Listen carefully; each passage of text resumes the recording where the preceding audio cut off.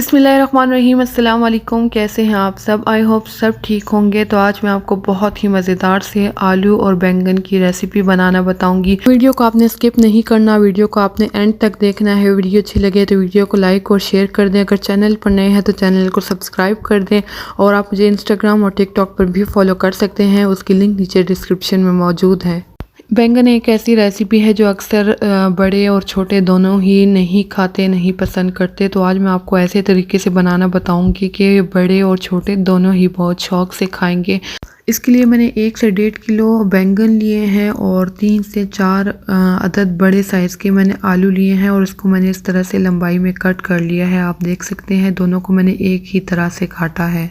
इसी तरह से आलू और बैंगन को लंबाई में कट कर लेना है और इसको मैंने 2 से 3 दफ़ा जो है दोनों को अच्छे से वॉश कर लिया है और इसके बाद मैंने इसको पानी में सोक कर लिया है ताकि जो है इसमें जो एक्स्ट्रा आलू में स्टार्च होगा वो भी निकल जाएगा और बैंगन भी अच्छे से साफ़ हो जाएंगे। तो इसके बाद जो है मैं इसको फ्राई कर लूँगी। तो मैंने इन दोनों चीज़ों को अलग अलग फ्राई करूँगी। इसके लिए मैंने 1 खाने का चम्मच घी ले लिया है और इसको मैंने गर्म होने के लिए रख दिया है। इसके बाद मैं आलू जो है मैं पानी निकाल कर मैं इसमें शामिल कर दूंगी और इसको मैं फ्राई कर लूँगी। आलू में 1 ही चम्मच घी में जो है इसको पका लूँगी। अगर आपको ज़्यादा जल्दी है तो आप डीप फ्राई भी पका सकते हैं। तो मैं इसको कढ़ाई में डाल लूँगी और इसको पकने के लिए रख दूँगी। इसको मैं चिप्स की तरह फ्राई करूँगी। इसके ऊपर हल्का हल्का कलर आने तक मैं इसको पका लूँगी और इसके बाद जो है मैं बैंगन को फ्राई करूँगी। आलू और बैंगन को मैं एक साथ इसलिए भी नहीं पका रही क्योंकि आलू जो है पकने में टाइम लेगा और बैंगन जो है वो जल्दी पक जाते हैं। तो इस वजह से मैं इन दोनों को अलग अलग फ्राई करूँगी और इसके बाद जो है मैं आगे बताऊँगी कि मैं इसको कैसे फ्राई करूँगी। तो यहाँ पर मैं आलू को मैं कवर कर लूँगी और 4 से 5 मिनट के लिए मैं इसको पका लूँगी ताकि ये अपने ही स्टीम में जो है बहुत अच्छे से कुक हो जाए और अंदर तक जो है ये पक जाए। तो 2 से 3 मिनट के बाद हमारे आलू जो है वो तकरीबन पक चुके हैं। आप देख सकते हैं अच्छा खासा इसमें स्टीम बन चुका है और इसके बाद जो है मैं इसको अच्छे से मिक्स करूँगी और इसको मैं फ्राई कर लूँगी बिल्कुल चिप्स की तरह। आप देख सकते हैं इसके ऊपर हल्का हल्का सा कलर आना स्टार्ट हो चुका है। बस इसी तरह इसके ऊपर कलर लेकर आना है और उसको जो है बिल्कुल जो है फ्राई कर लेना है। 70 to 80% इसको कुक कर लेना है ताकि आलू अच्छे से गल जाए। आलू को मैं 2 से 3 मिनट तक तकरीबन और पका लूँगी ताकि जो थोड़े बहुत आलू वाइट नज़र आ रहे हैं इसके ऊपर भी हल्का सा कलर आ जाए और ये भी जो है अच्छी तरीके से फ्राई हो जाए। तो आलू में मैंने अब मज़ीद घी या ऑयल किसी चीज़ का इस्तेमाल नहीं किया, इसी 1 खाने की चम्मच में मैंने इसको फ्राई किया है और यहाँ पर जो है मैं इसको 2 से 3 मिनट के लिए और पका लूँगी। और वैसे भी जो है सब्जियों में कोशिश करनी चाहिए कि कम से कम घी या ऑयल का इस्तेमाल करना चाहिए। यहाँ पर हमारे आलू जो हैं वो बिल्कुल तैयार हो चुके हैं। आप देख सकते हैं कि 1 ही खाने के चम्मच में मैंने इस आलू को चिप्स की तरह बहुत अच्छे से इसको फ्राई कर लिया है और उसके ऊपर बहुत अच्छा सा कलर भी आ चुका है। तो जितना मैंने इसको फ्राई करना था वो फ्राई हो चुके हैं। इसके बाद मैं इसको एक बर्तन में निकाल लूँगी और इसी कढ़ाई में मैं बैंगन को फ्राई करूँगी।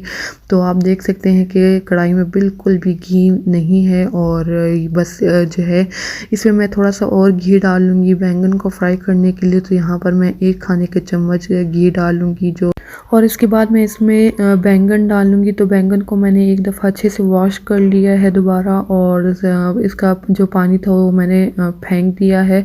यहाँ पर मैं आधे बैंगन को जो है अभी पकाऊंगी और आधे बैंगन को मैं बाद में पकाऊंगी। सारे बैंगन एक साथ नहीं पका रही क्योंकि जो है इसका फिर भरता बन जाएगा जो मैंने नहीं बनाना। मैंने इसको बिल्कुल आलू के चिप्स की तरह फ्राई करना है, थोड़े से क्रिस्पी टाइप से मैंने इसको इस तरह से फ्राई करना है। इसको मैं बहुत हल्के हाथ से मिक्स करूँगी ताकि ये टूटे नहीं और इसका भरता ना बने। तो मैं इसको मीडियम फ्लेम पर पका लूँगी ताकि जो है बैंगन के ऊपर अच्छा सा कलर आ जाए और ये क्रिस्पी हो जाए। तो इसको मैं मीडियम फ्लेम पर पका लूँगी। इसके पकने में थोड़ा सा टाइम लगेगा लेकिन ये अच्छे से जो है फ्राई हो जाएंगे। तो यहाँ पर मैं बैंगन को पकने के लिए रख दूँगी और साथ ही साथ मैं इसको थोड़ा थोड़ा करके मिक्स करूँगी ताकि बैंगन नीचे से जले भी नहीं और इसके ऊपर अच्छा सा कलर भी आ जाए।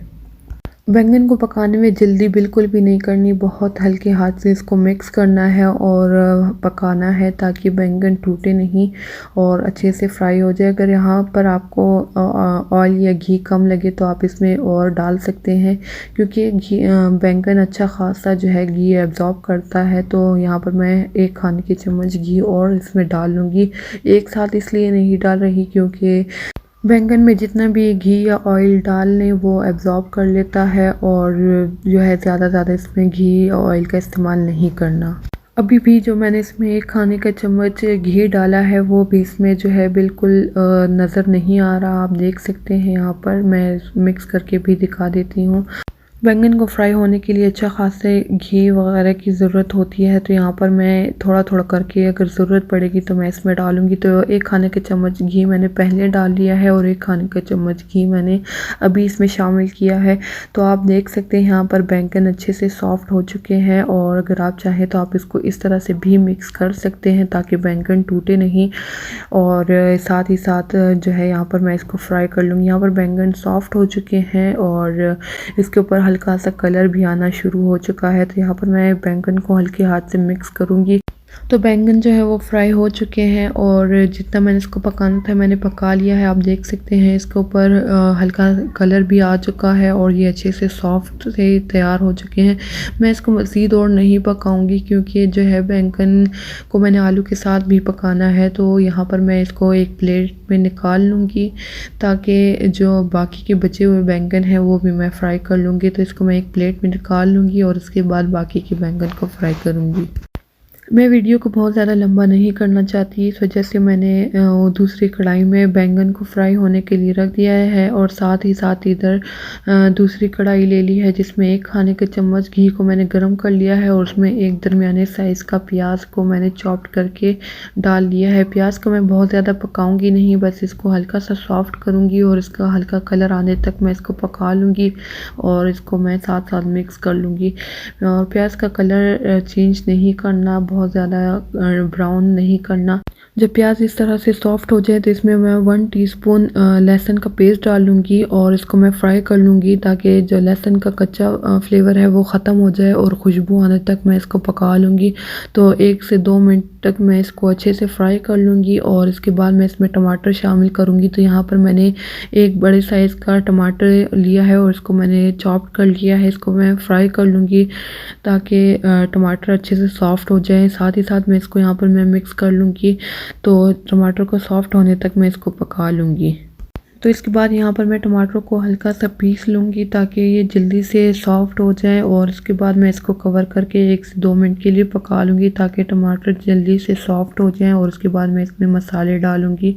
तो यहाँ पर जो है हमारे टमाटर अच्छे से सॉफ्ट हो चुके हैं। इसके बाद मैं इसमें मसाले डाल लूँगी। तो सबसे पहले मैं इसमें 1 टीस्पून नमक, हाफ़ टीस्पून हल्दी, रेड चिली फ्लेक्स 1 टीस्पून और लास्ट में मैं इसमें सालन मसाला डाल लूँगी हाफ़ टीस्पून और इसको अच्छे से मिक्स कर लूँगी और इसकी अच्छी सी भुनाई कर लूँगी ताकि जो मसाले हैं वो अच्छे से कुक हो जाए। कोशिश किया करें कि सब्ज़ियों में मसालों का इस्तेमाल कम से कम किया करें ताकि सब्ज़ियों में सब्ज़ी का फ्लेवर आप इंजॉय कर सकें, ना कि सब्ज़ी कम लगे और उसमें मसालों का फ्लेवर ज़्यादा आए। तो इस वजह से आप कोशिश किया करें कि कम से कम सब्ज़ियों में जो है मसालों का इस्तेमाल कम से कम किया करें। मैंने मसालों की अच्छी सी भुनाई कर ली है। उसके बाद मैं इसमें फ्राई किए हुए आलू डाल लूँगी ताकि जो आलू है उसमें मसालों का अच्छा सा फ्लेवर आ जाए और उसको मैं मिक्स कर लूँगी। बैंगन को मैं बाद में शामिल करूँगी ताकि बैंगन टूटे नहीं और उसका भरता ना बने, तो बैंगन को मैं बाद में शामिल करूँगी। आलू को डालने के बाद मैं इसको अच्छे से मिक्स कर लूँगी ताकि जितने भी मसाले हमने इसमें शामिल किए हैं उसका आलू में अच्छा सा फ्लेवर आ जाए। इसके बाद मैं इसमें हरी मिर्चें डालूँगी। तो इसके लिए मैंने 2 से 3 अदद हरी मिर्चें ली हैं और उसको मैंने इस तरह से काट लिया है। इसको मैं शामिल कर दूँगी और इसके बाद मैं आलू की दोबारा से अच्छे से भुनाई कर लूँगी ताकि ये अच्छे से जो है मसालों के साथ अच्छे से कुक हो जाए। तो 2 से 3 मिनट तक मैं इसकी अच्छी सी भुनाई कर लूँगी और इसके बाद मैं इसमें बैंगन शामिल करूँगी। तो यहाँ पर आलू की अच्छी सी भुनाई हो चुकी है। आप देख सकते हैं इसका कलर हल्का सा चेंज हो गया है, मसालों का में इसका अच्छा सा कलर आ चुका है। इसके बाद मैंने यहाँ पर जो बाकी के बचे हुए बैंगन हैं वो भी मैंने फ्राई कर लिए। आप देख सकते हैं सारे बैंगन मैं इसमें शामिल कर लूँगी। तो मैंने यहाँ पर 1 से 1.5 किलो बैंगन लिए थे, जो आप देख सकते हैं कितने कम हो गए हैं। तो इस वजह से मैंने बैंगन का इस्तेमाल ज़्यादा किया था, क्योंकि फ्राई होने के बाद वो बिल्कुल जो है सिकुड़ जाते हैं, कम हो जाते हैं। तो आप देख लीजिएगा कि जितना आपको ज़रूरत हो उसके मुताबिक आप बैंगन का इस्तेमाल कर लीजिएगा। तो यहाँ पर मैं बैंगन को डालने के बाद इसकी भी अच्छी सी भुनाई कर लूँगी और आलू के साथ इसको अच्छे से मिक्स कर लूँगी। तो इसके बाद मैं इसको कवर कर लूँगी और 2 से 3 मिनट के लिए मैं इसको पका लूँगी, ताकि अच्छे से दम में ये पक जाए। तो 2 से 3 मिनट के बाद हमारे बैंगन जो हैं वो तैयार हो चुके हैं। मैं इसको आपको खोल कर भी दिखा देती हूँ। आप देख सकते हैं हमारे मज़ेदार से बैंगन तैयार हो चुके हैं। और ये इसको वो जो है हल्का सा मिक्स करने के बाद मैं इसको फ्लेम ऑफ कर दूँगी।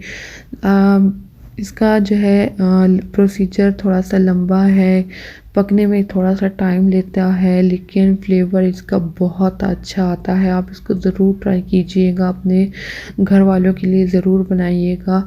तो हमारे मज़ेदार से बैंगन तैयार हो चुके हैं। आप देख सकते हैं जितना इसका कलर और मज़े का लग रहा है, फ्लेवर में ये और भी ज़्यादा अच्छे बनते हैं। आप इसको ज़रूर ट्राई कीजिएगा और मुझे कमेंट में बताइएगा कि आपको आज की ये वीडियो कैसी लगी।